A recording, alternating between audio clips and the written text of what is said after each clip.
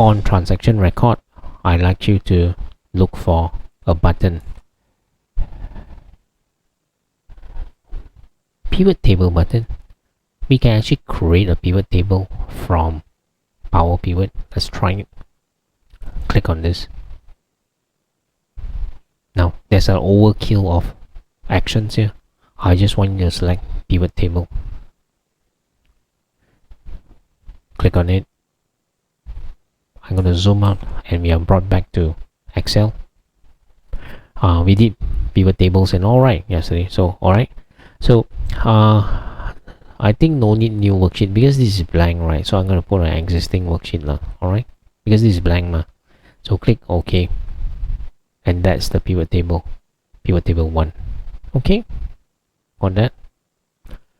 You might have noticed a bunch of things on this side here.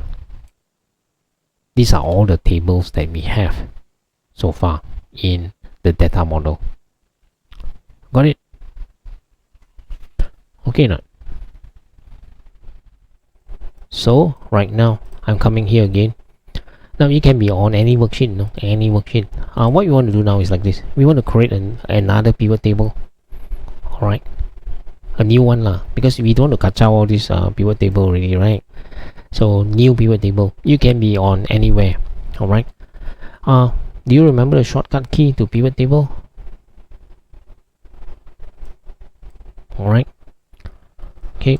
Alternate NVT.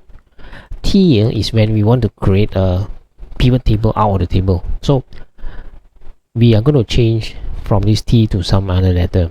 But don't worry about remembering those stuff, because when we reach there, we can actually see what to select later. Alright. So right now, I would just like you to anywhere, doesn't matter, clicking on anywhere. I want you to press alternate N and V, and I'm looking at this, right? Okay, we don't want from table. We want to create a pivot table from data model. Alright, so it's D.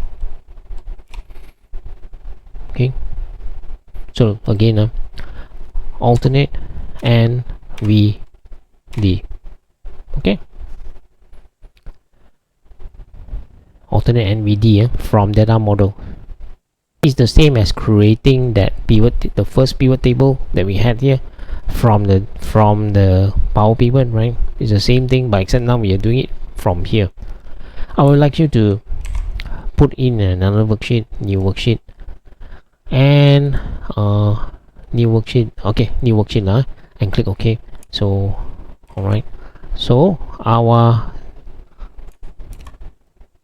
new OLAP pivot table is on this worksheet.